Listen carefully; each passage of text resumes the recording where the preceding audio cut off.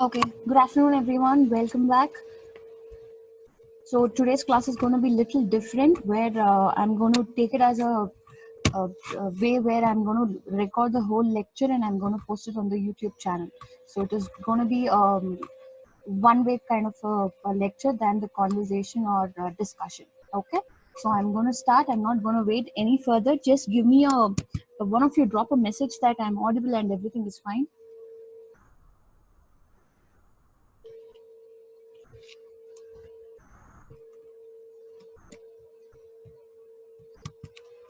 Anyone? Can one of you drop a message saying everything is fine? Okay, I got some. Okay, done. So I'll just take it ahead and I'll go ahead as if I'm recording a live video, not a discussion class.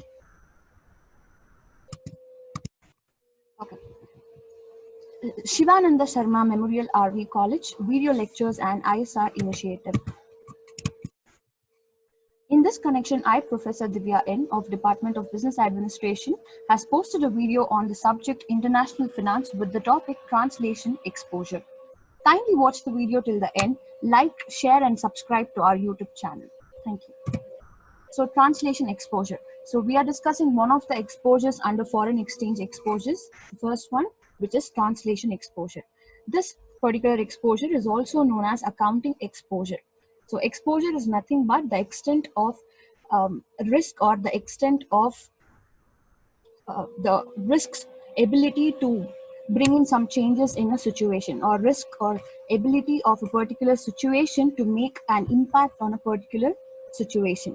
So translation exposure occurs when a particular MNC is dealing with one or more currencies or is dealing with one or more countries, wherein the MNC has its subsidiary companies in more than one country and all its subsidiary countries are accounted or maintaining their books of accounts in the currency of the country they belong to, and the parent country the parent company has to convert all those accounts or consolidate all those accounts to make sure or to calculate the profit of the entire business to its home currency or the functional currency. So when there is the conversion happening or when the consolidation happens, obviously the foreign currency must be converted into the home currency or the parent companies or parent companies country's currency. So at that time, what will happen if there is any exchange, any fluctuation in the exchange rate? Obviously, the values of various items in the balance sheet will change. Let's see in further slides what will happen if these assets and liabilities or various items of balance sheets are affected by this foreign exchange rate fluctuations.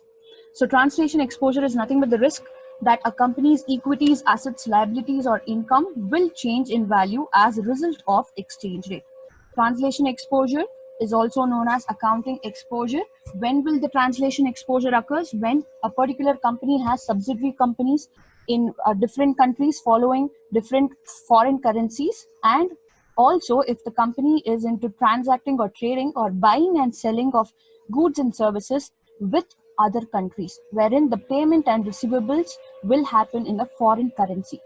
Now, whenever there is two currencies involved or whenever there is a translation exposure, it leads to something called as, there's a mistake over there. It is not financial gain, it is foreign exchange gain or loss.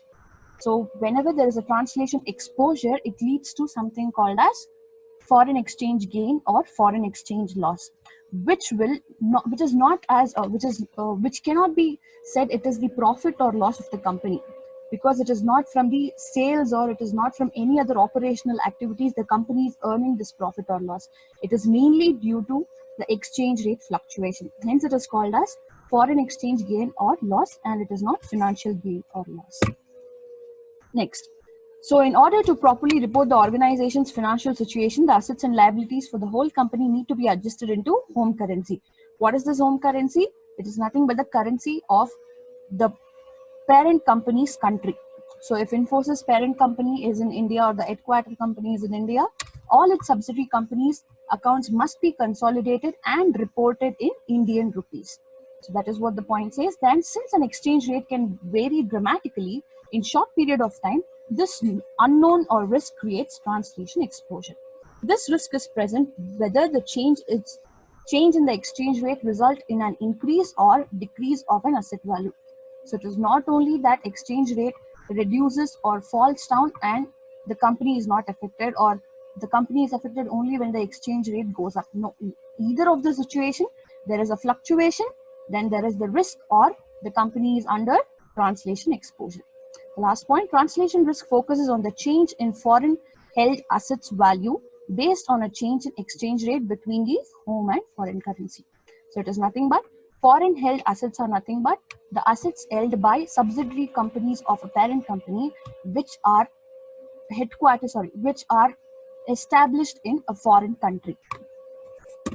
Next, now we will learn what are the methods to translate all these financial statements, or what are the different ways one particular parent company can consolidate its subsidiary company accounts and prepare the final financial statements. There are 4 methods: current or non-current method, monetary or non-monetary method, temporal method, and current rate method. So what are we going to measure in translation exposure? We are going to convert all the exposed assets and exposed liabilities. What are these exposed assets and exposed liabilities? They are nothing but those assets and liabilities which will have an exposure towards the fluctuation in foreign exchange rates. So all those assets which must be consolidated with the conversion or with the translation into home currency of the parent company are called as exposed assets and exposed liabilities. Okay, translation exposure measures the effect of an exchange rate change on published financial statements of a firm. So what are we discussing? We are discussing how the financial statements of a particular firm is being affected or going to be affected by the exchange rate fluctuation. Obviously, when we talk about the financial statements, we have incomes and expenses, we have assets and liabilities, we have equity shareholders, capital or equity capital. So all these items will be affected when there is the exchange rate fluctuation that is going to affect. Now, so what are we going to measure under translation exposure? To what extent a financial statement of a particular firm will be affected if there is a fluctuation in exchange rate. Okay, before going with the further slides, let's discuss about few terms. Foreign currency translation or simple currency translation. In your question paper as well, you will be asked a question about this. What is translation accounting? So translation accounting is nothing but an accounting method by which an international company translates the results of its foreign subsidiaries in its reporting currency.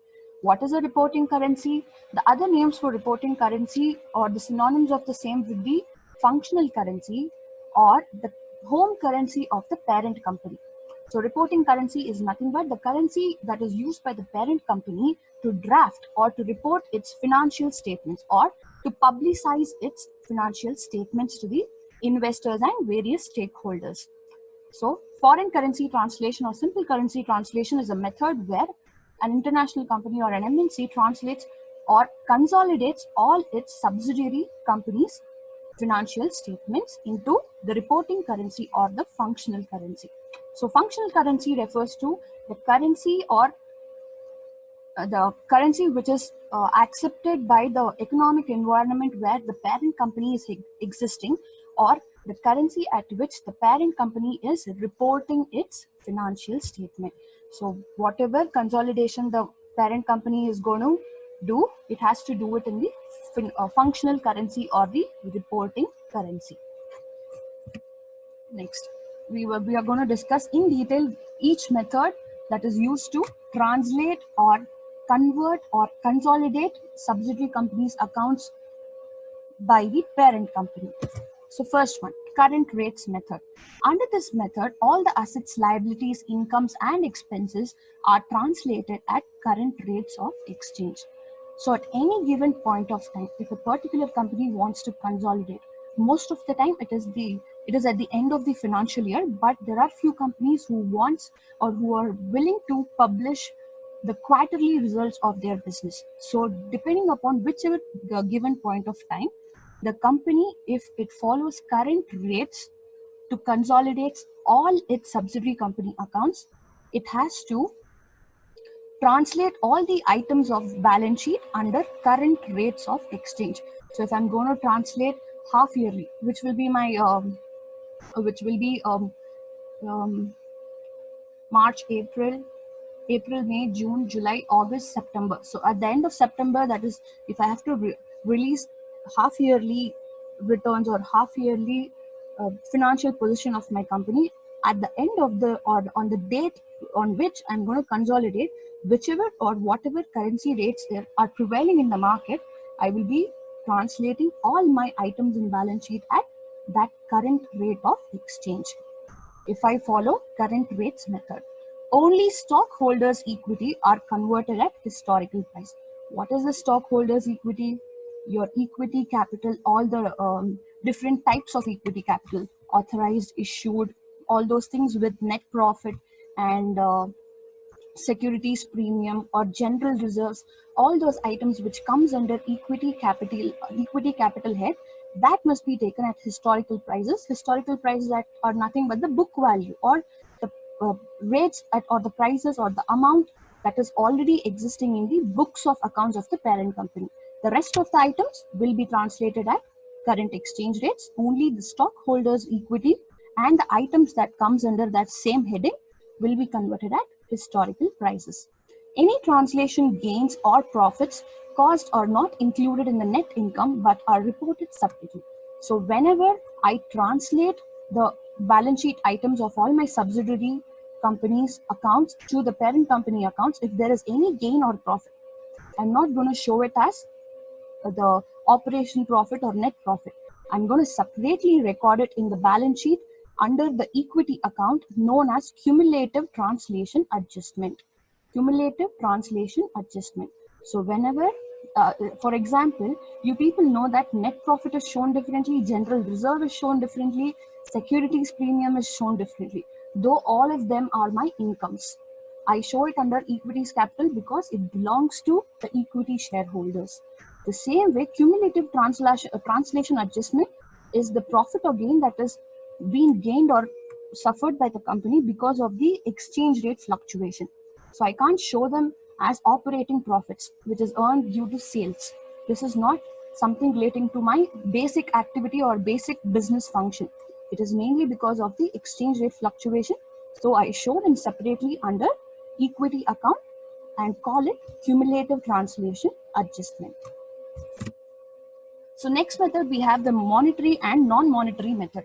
So under this method, all the items in balance sheet are differentiated under two heads, the monetary items and non-monetary items. So what are monetary items? These are the items in balance sheet which represents a claim to receive or an obligation to pay. So all those items which represents a payment that must be made by the company or a payment that must be received by a company. For example, all the current assets and liabilities and long-term debts. What are these current assets and liabilities? All those assets and liabilities which has to be incurred or which has to be used within the period of 1 year. So all those short-term natured assets and liabilities come under monetary items. So all those monetary items must be translated in the consolidation of accounts at current rates. So if I consolidate all those accounts today, whatever is the exchange rate today, I will convert that into, or I will use that particular rate to translate my monetary accounts or monetary items. The same way, the non-monetary items are those items in balance sheet which does not represent any claim or any claim to receive or an obligation to pay. So all those assets and liabilities which are not current assets and current liabilities, which includes your inventory, fixed assets, long-term investments. Then give me some more, to give some more examples, all your intangible assets, tangible assets, long-term borrowings. So all those assets and liabilities which are who has a long-term in nature or which is used by the company for a long term do come under non-monetary items, which must be translated during the time of consolidation at historical rates. So monetary items must be translated at current rates, non-monetary at historical rates.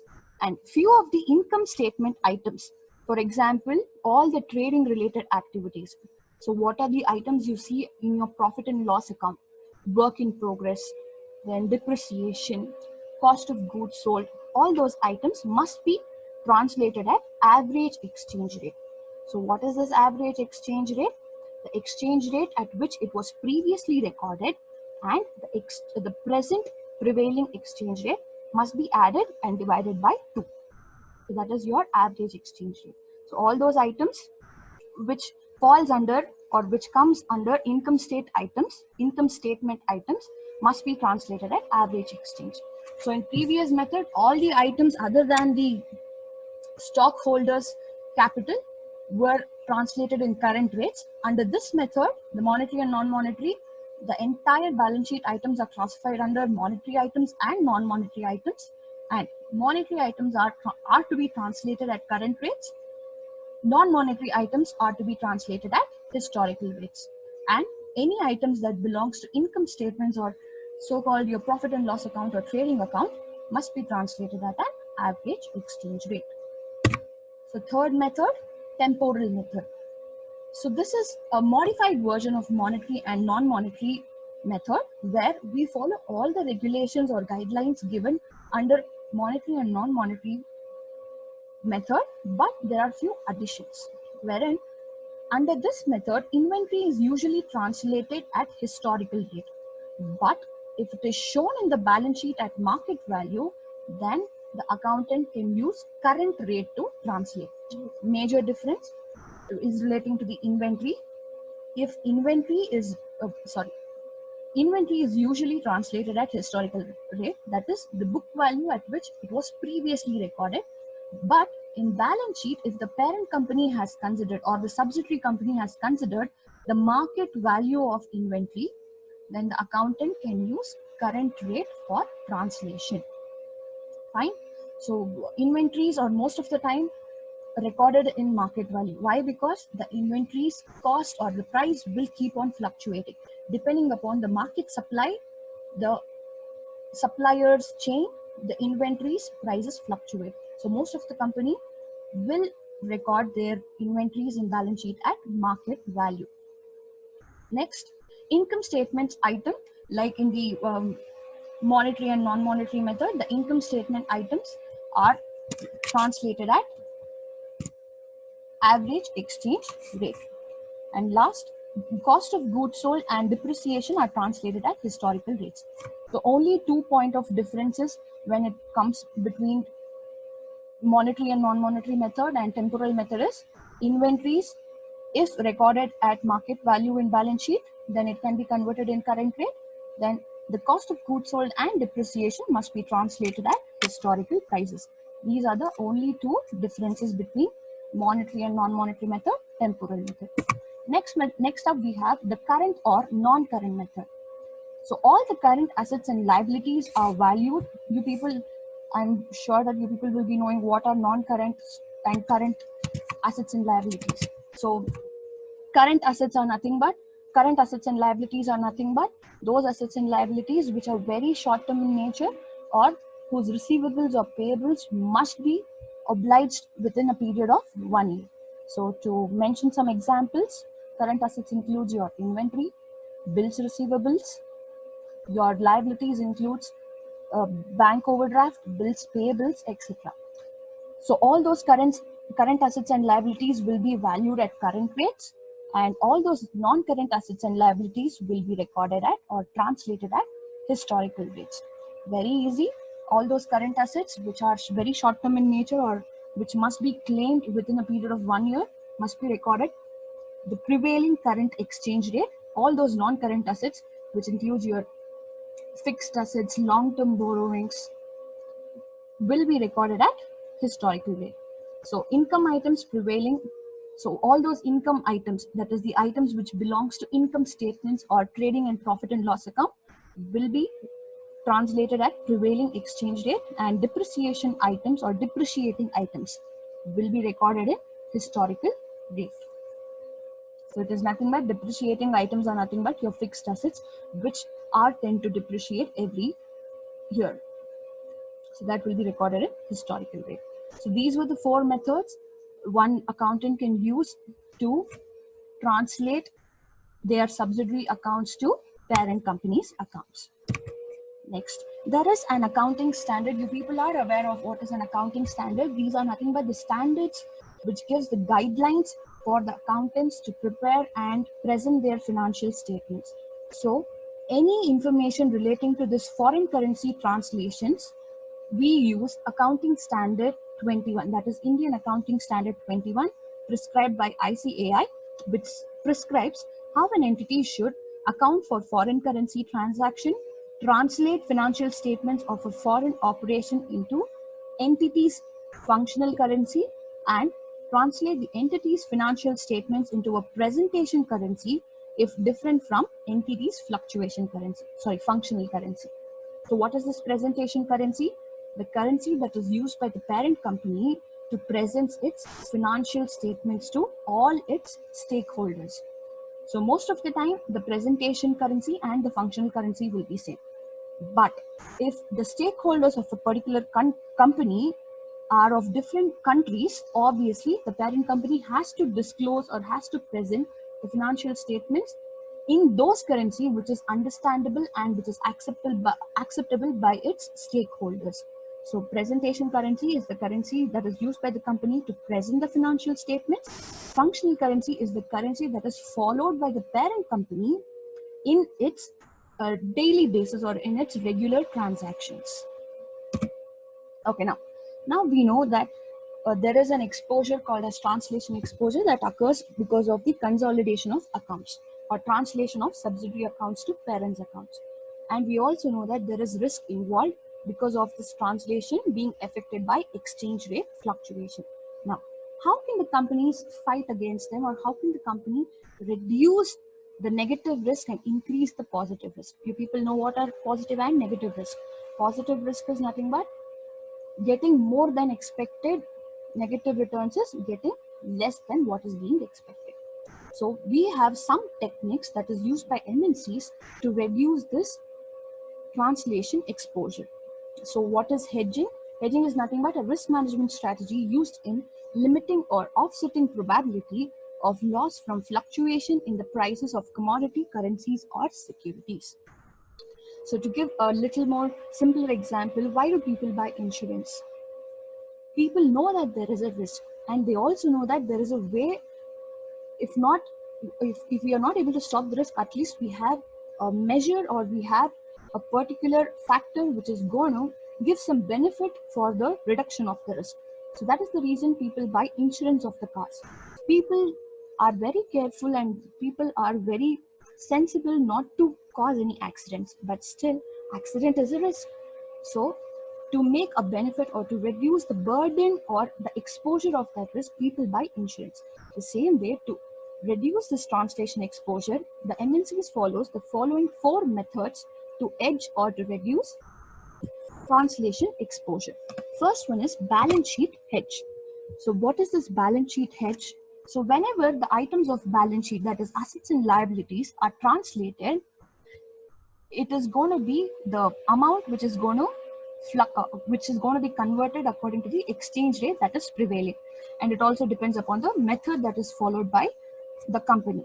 So whenever the company wants to make sure the assets balance with the liability, or assets to tally with the liabilities, they can increase the assets. To make it more simpler, if the company wants to retaliate the asset to be equal to the liabilities, it can either increase few of the assets value before conversion to make sure that the liabilities will be equal to the assets on doing the conversion with the exchange rate.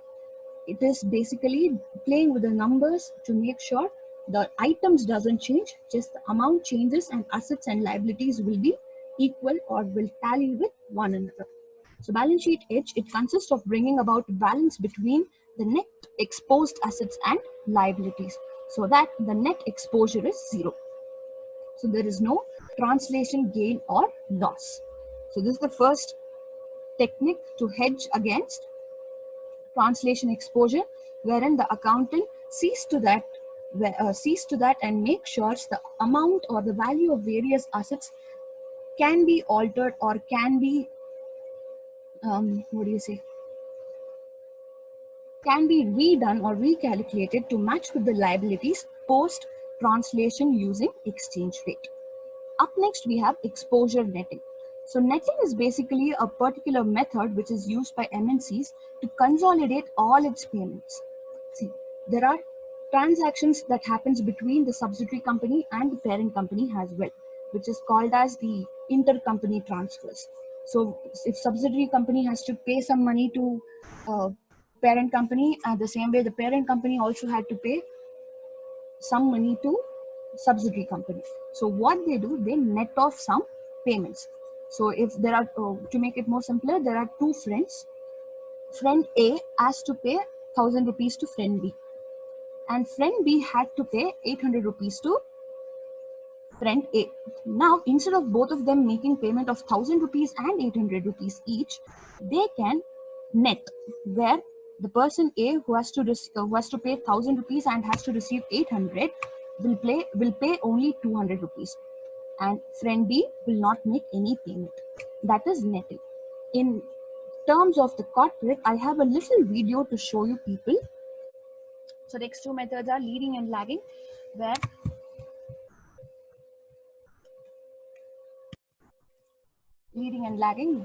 if a particular company wants to sees that there is a exchange rate fluctuation in the future which is going to be beneficial to the company, so they follow this leading and lagging method just to make or just to use the benefit of the exchange rate fluctuations in future, or to enjoy the exchange rate fluctuation in the present time. So leading and lagging refers to the adjustment